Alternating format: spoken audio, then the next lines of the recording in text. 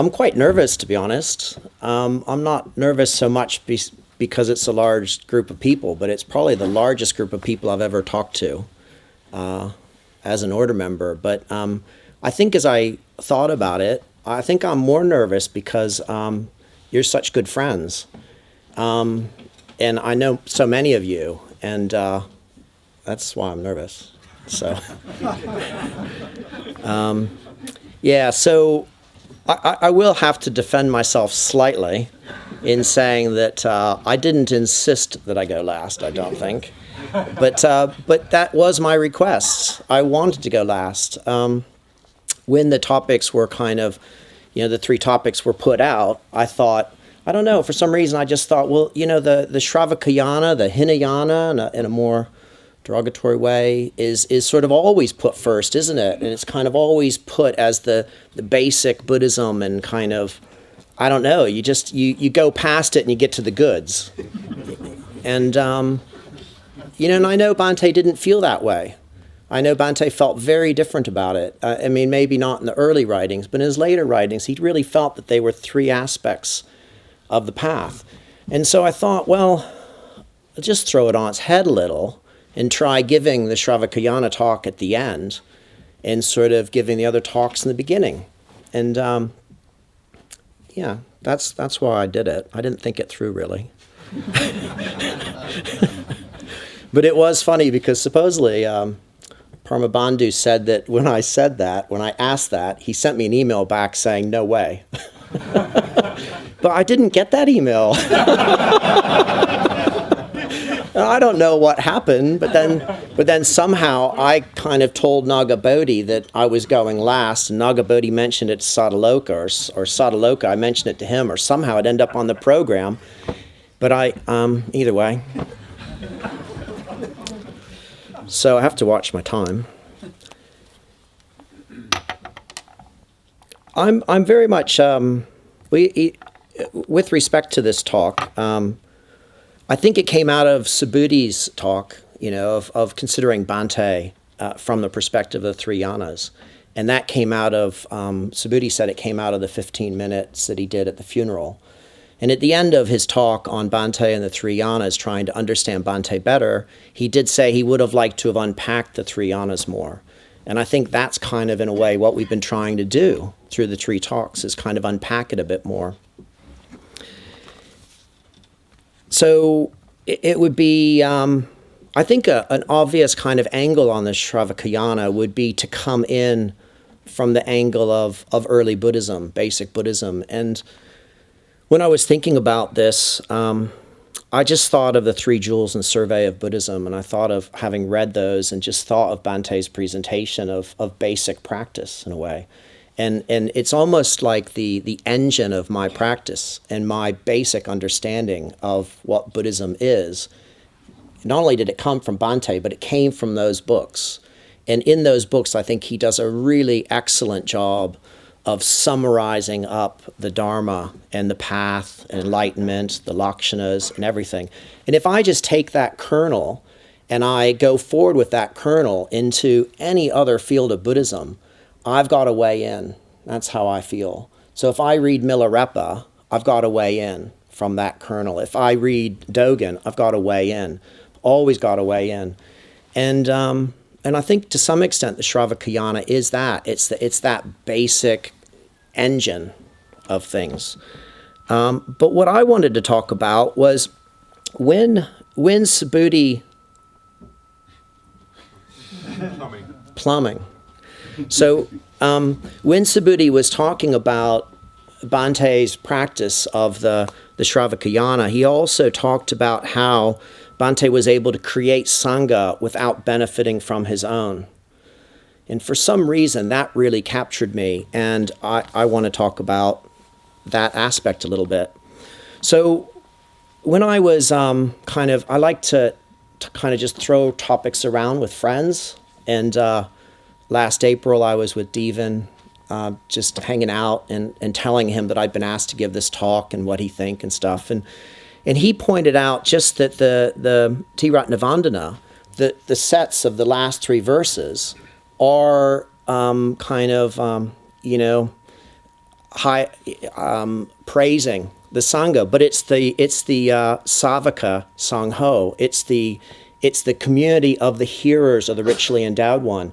It is the Shravakas. I mean, Shravaka's Sanskrit, Savaka's Pali, but it is that community of that I'm talking about. And they're people who hear or receptive to the Buddha's message.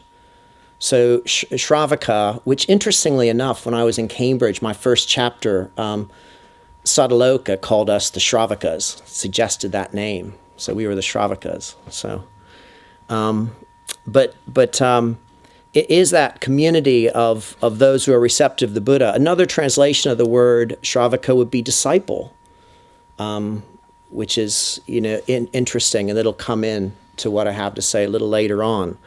But what Bhante says in the Salutation of the Three Jewels is that the Savaka Sangho offers no resistance, and they open themselves up to the Buddha's message. They open themselves up to the Buddha's message.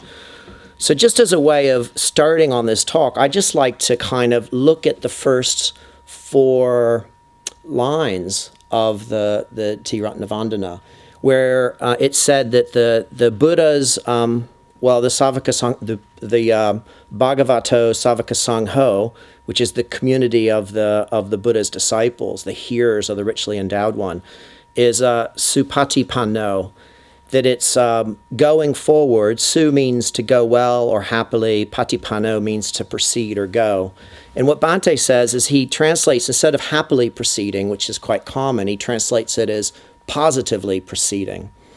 And I think that's interesting. So I was thinking about kind of positive, and I was thinking about the Nidana chain, really, and Sukha, and this movement towards positivity, this movement towards both, positivity in terms of a dharmic positivity rather than a happiness, which of course it's not about happiness, is it? To borrow someone's book title. So positively proceeding, that's one thing that the Buddha's disciples do, is they move towards that joy in a way.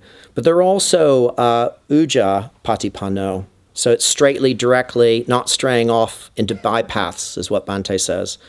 This is a quote from the seminar, occupying yourself consistently with what conduces to your overall spiritual development as a human being. So occupying yourself consistently with what conduces to your overall spiritual development as a human being. And the third one is Naya Patipanno, which Naya means method or system, according to methodologically proceeding, systematically proceeding. And when I was thinking about these two, I was sort of reminded of... there's a good friend, a friend of mine I saw again on this visit. And when I met them, they just looked so kind of confident, really, and contented in themselves in a way that they weren't last time I met them. Even when we started talking, they were unpacking their life in a way which was more clearer and more kind of insightful than when I knew them before. And a part of my heart just leaped. And I thought, isn't this beautiful? I mean, this is what the Sangha is about. And maybe this is what the Shravaka ideal is about. The Savaka Sangho is that community of people who are making that progress, making those movements, are staying consistently with practice. When I was thinking of consistency, I was thinking about the Buddha's teaching about fear, that when you experience fear, you keep moving in the same way you were moving before. And I know that's been good advice for me, that when I kind of get really confused, which does happen quite, more than I'd like, I just have to kind of keep with my practice. And if I keep with my practice, things clarify. It's like I can't be misled by what's going on around me. It's easy to get distracted by the fireworks, but they're not real. And if we keep doing that, then somehow something progressively changes, and it's really beautiful to witness that.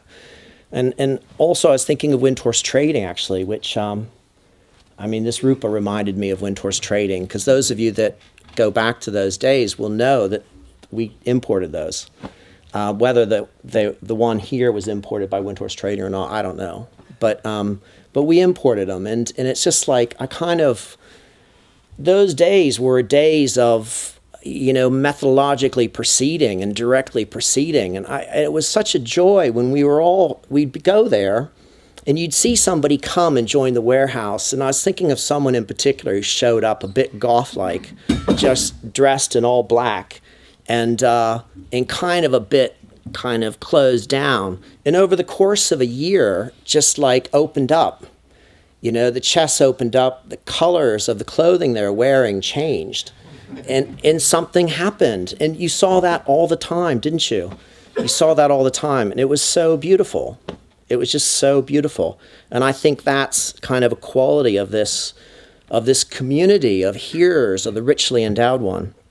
The last one is Samachitapatipano. I was afraid of this happening because when I chant it, I can do it, but when I have to just say it, it's like a different game. Either way, Sami means harmoniously proceeding is the community of the richly endowed one, and it does really. It sorrows me really when there's not harmony. And I don't want harmony at the cost of clarity. Somebody was just saying that as I was coming here. They were making that point, and I don't want that, not at all. But I do love harmony. I do love harmony. So I think what I get from these 4 verses, is I almost get an implied sense of spiritual community, spiritual hierarchy, and Kalyana Mitrata. I get that in there. And it made me leap over into friendship. And when I say hierarchy too, honestly, hierarchy is a word that attracted me to the movement. I love the word hierarchy. But I remember reading an article by Saramati on ecology. And he was talking about how normally we think of hierarchy as like a pyramid, where the tip of the pyramid is the tip of the hierarchy. But he was arguing that really in Buddhism, it's an inverted pyramid, that you start off by yourself and alone, and as you progress, you become more and more connected in with others. And so when you reach kind of the heights of the hierarchy, so to speak, if we're using that word, you're connected in more and more with life. Yeah, or at least you could say you're not separated. You're not as separated as you were. So I was thinking, that's where my thinking led on this topic, was to Sangha and friendship and spiritual friendship. And also something that when Subhuti gave his talk, he did talk about the joy of a mature Buddhist movement. He talked about the early days, how in a way you have to have a Sangha in order to learn about yourself. You have to have a Sangha in order to discover yourself. And it's only through rubbing up against other people that you discover who you are. And I think he's right. My real greatest insights have been rubbing up against other people and the humility that can involve in the vulnerability, but also the growth. And that's been great. That's been really great. And he talked about the joy of a mature Buddhist movement, though, as one that can accept a wider range of character. And I thought that was really interesting, because I think that's true. It's sort of like when I'm still immature, but when I was more immature than I am now, it was harder for me to communicate people that were radically different from me. But as I learn more about myself and discover more about myself and become more spiritually mature, I can relate to a more diverse group of people. And really what Subhuti was saying was he thinks that's a joy, and I agree with him. I think it's a joy to have a community that can somehow have a broad array of people that can come in and discover themselves.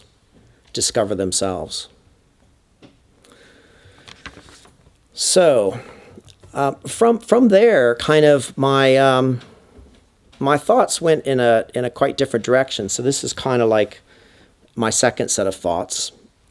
But I was thinking of Shravaka as listener and hearer of the Buddha, and even the disciple of the Buddha. And I was thinking about how not everyone really hears, do they? Not everyone really listens. And the story of the first person that ran into the Buddha on the street after the Buddha gained enlightenment and just disappeared from Buddhist history after that, never to be seen again. So I just think that's interesting. My first connection with the movement really was I used to love going, I still do really, used to love going to what we would call like yard sales. I guess you'd call them car boots, in this country. And I used to love going and just checking out kind of tables of stuff people were selling. And one time I was doing that and I ran across somebody who had lots of books. And this person had lots of books, and one of the books was Madame Blavatsky's Voice of Silence, I think. I was trying to remember what the title was. Sound of Silence or something like that. And also a book by Ouspensky. And I'd been reading Ouspensky, and I knew these names. And so it was a bit of a magical moment, to go back into that. These books that I had never seen anywhere, but I knew were kind of teachings, or they kind of were whiffs of something that I was interested in. They were on this table. And so I immediately kind of asked the person who was there, have you read these? Have you read these? And they're like, to my surprise in a way, they said yes. And I said, oh, right, well, what do you think about them? And they said, well, it was good. It's good. But these days, I'm actually following Buddhism. It was Dana Kamala. And these days, I'm actually following Buddhism. And he started talking to me about Buddhism, and he invited me to attend the Buddhist Center, local Buddhist Center, and I did. But it was really interesting. It felt a bit, reflecting for this talk, it kind of felt a little bit like I was somebody meeting a disciple of the Buddha on the path, like out in a dusty road somewhere at a car boot sale. It's maybe the equivalent of a dusty road these days. And I met this person, and then it's sort of like they invited me back to participate in a community. And I did, and I went back to that community and really found something that I'd been looking for. I found it was a feeling of coming home. It was really amazing. It was great. And I think probably, if I'd ask all of you to kind of reflect, you've had that feeling too at some point. You've had that feeling of coming home, of finding something you'd been looking for. I think that's a very common kind of feeling or experience. After a couple years, I was lucky in a way, because living on the frontier of Sri Ratna, you get to meet Bhante. And you get to meet people who are quite experienced. So Bhante came through, and I just... Manju Vajra once said that Bhante was extraordinarily ordinary. And I think that's kind of... I just want to put another tick next to that. It's something I believe, too. He was just himself. In some ways, at least that's how I experienced him. I mean, this is all my experiences, obviously. So he was just obviously himself, and he was just there. And he lived in the community, and we made him food, and got an opportunity to meet with him, and it was just ordinary in some ways and extraordinary. I want to talk about this a little bit, because I think that to some extent.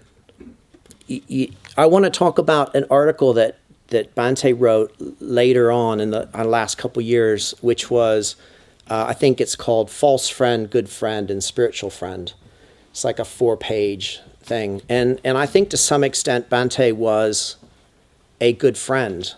That's how I kind of experienced him. And I just want to read from what he wrote. He wrote, "The good friend," this is from the Sigalovata Sutta in the in the suttas, the Pali Canon. So the good friend, the Buddha further told Sigala, is loyal in various ways. Among other things, he is a helper. He is the same in happy and unhappy times. He points out what is good for you. He is sympathetic. In business, he lets you have twice what you ask for. He tells you his secrets and keeps yours.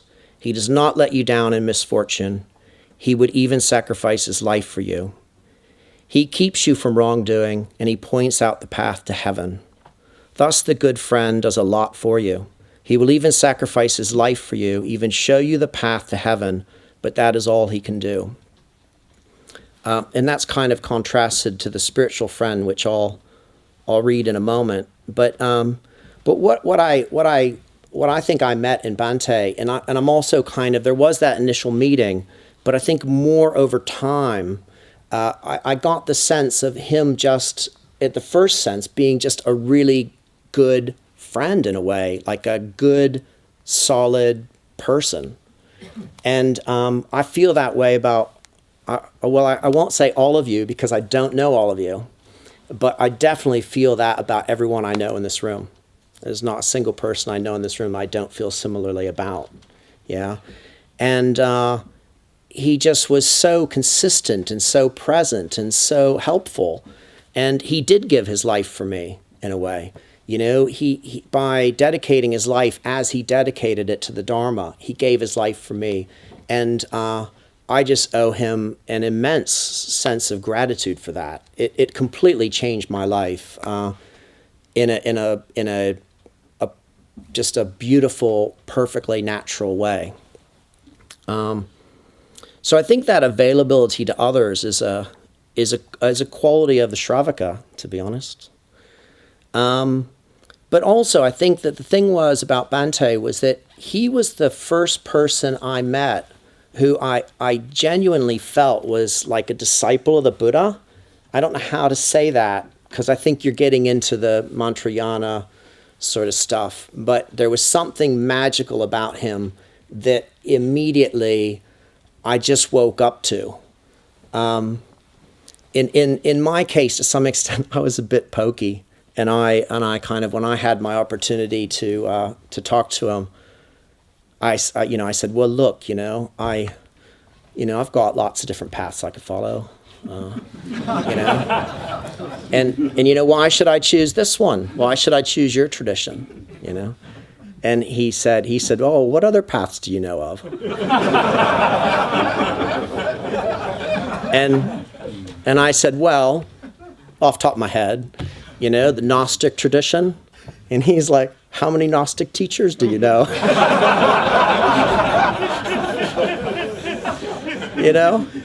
And I was like, fair point.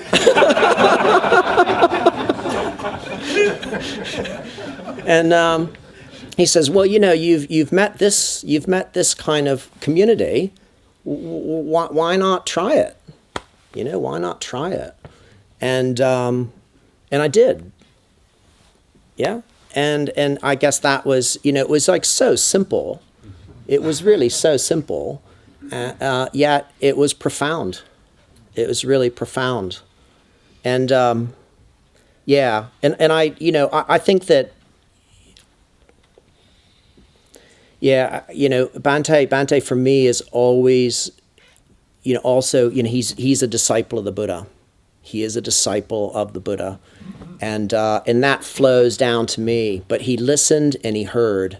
He listened and he heard and he translated to us and he translated to me. His teachings on the Higher Evolution series, which from what I understand, I asked him once, I just told him how important that series was for me, because for me that was essential. That was the turning point, really. But for most people it's not. The whole idea of hierarchy and evolution and higher evolution and higher selves and stuff is so just not in fashion at the moment. But for me it was essential. And his translation into that language was essential for me. If he hadn't done that, amongst all of his teachings, really, they let me in. They were a doorway in a way that nothing else was. I had run across Buddhism before, but it just had not done anything for me. It just didn't even clicked on the radar. There was no click at all. So, so the spiritual friend is, I think, the one who shows you the path. And I think Bhante is a spiritual friend. He was a spiritual friend. He showed me the path. And he says, I'm just going to read a little bit. Only the spiritual friend can help you go further, beyond the worlds of the Devas and the Brahmas, beyond all that is conditioned to nirvana. For, as the Buddha told Ananda, if a man had a spiritual friend, it was to be expected that he would develop and cultivate the perfect eightfold path. Thus, it could be seen that spiritual friendship is the whole of the spiritual life, whole of the holy life. With him for spiritual friend, beings subject to birth are freed from birth. Beings subject to aging are freed from aging. Beings subject to death are freed from death.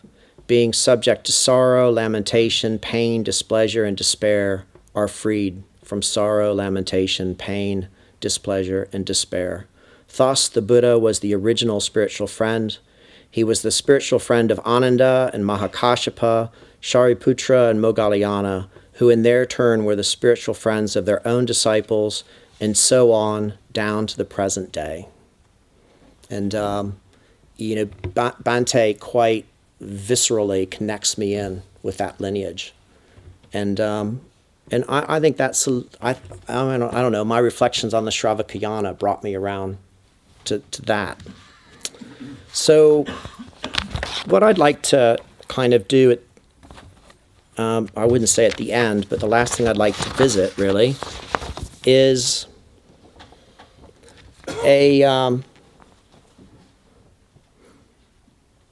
kind of an essay, another essay that he wrote in the last couple years called The Four Visits.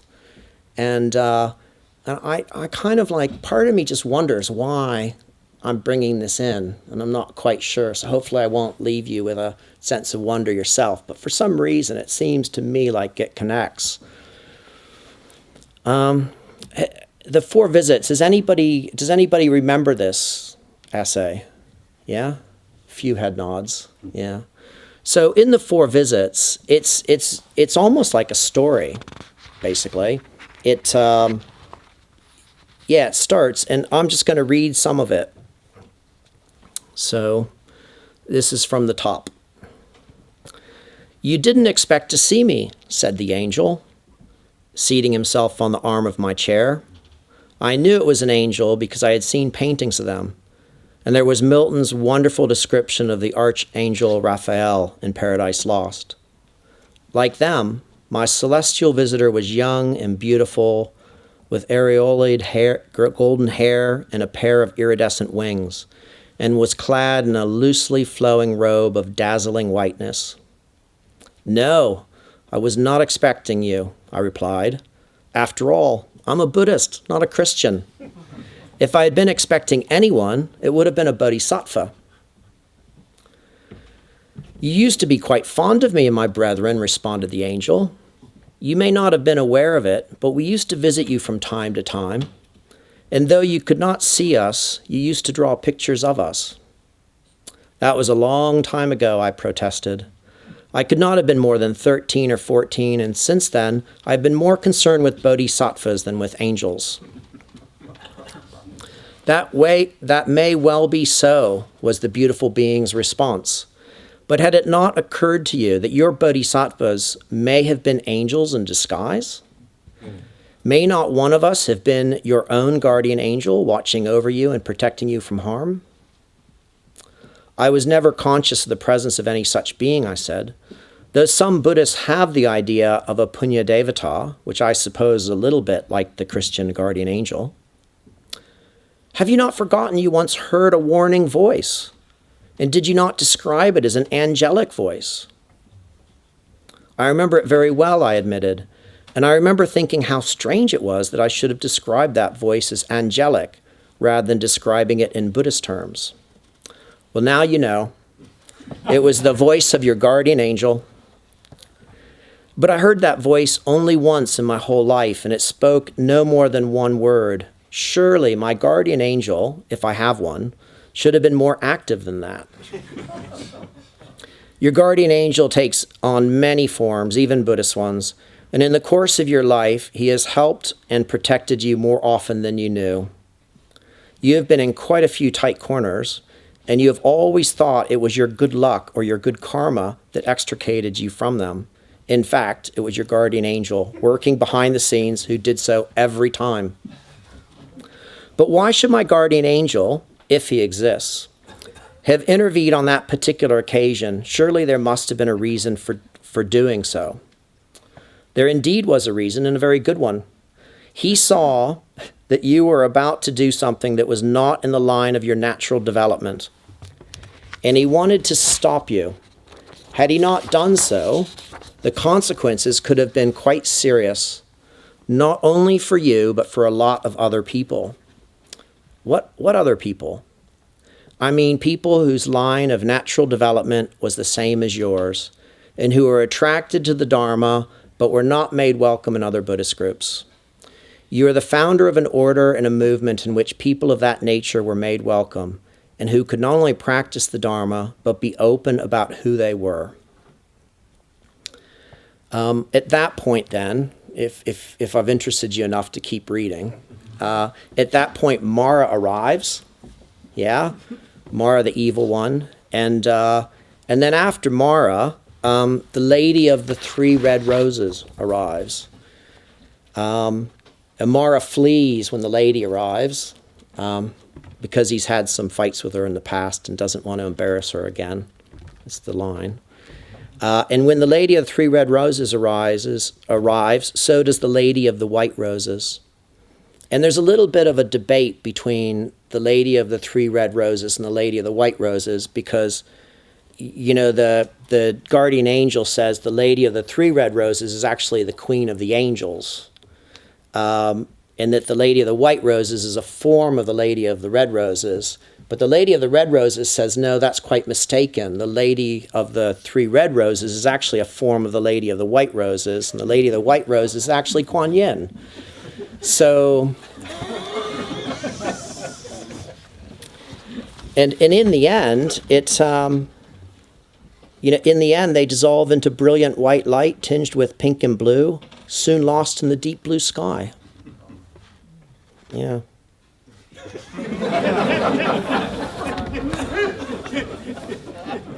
So, for me, though, I was thinking about this because I was just thinking about the sort of the Sravakayana as like, I thought about his friendship and people and community, and I was thinking about that kind of that opportunity he had, that moment in his life where he could have turned in one direction and he didn't. And I think we all would have had those moments in our lives where we could have turned one direction or another direction and we made a certain choice. And part of that choice for me, part of the conditions by which I could make the choice to where I'm at right now, I was in this category of people who probably could say were not made welcome in other Buddhist groups. It wasn't so much that I wasn't welcomed, but they didn't meet me. They didn't meet me in a way that I could see myself kind of with them somehow. But immediately when I ran across the community at Aryaloka, I felt that, So I am one of these people who was able to follow their natural development, the path of their natural development, because Bhante followed the path of his natural development. And I think the Sravakayana, in a way, I think the Sravakayana ideal is the ideal of creating a Sangha in which people can follow their natural development. And I think that's the virtue of it. And I think that's what Bhante did. And I can only say I'm so grateful. I am so grateful for that opportunity. And furthermore, I'd like to kind of pass that opportunity on to others by both through my own actions and also in community with the rest of you. Bhante's teaching on, the group, the individual, the true individual, and the spiritual community is not something that you hear a lot of necessarily, but it's a teaching I really love. And we were talking about it on a GFR retreat, and And Purna said that in his later days, and I didn't check the reference for this, Purna said that in his later days, Bhante also talked about how he would have liked to have talked about collaboration as a quality of the true individual. And there's a bit of me that want to continue to collaborate with all of you to create a place where people can follow this natural development of the Dharma, of a natural unfolding of what they can become in the greatest sense of that word. And for me, that is I want to suggest that's the ideal of the Sravakayana. So it's far from being the Hinayana. It's far from being the lesser path. It's actually the more difficult path in a way, because it's the path that starts right now in that seat where you're sitting. You know, it's like it's here. That it's not somewhere else. It's here, and it's actually a higher teaching. So thanks everyone.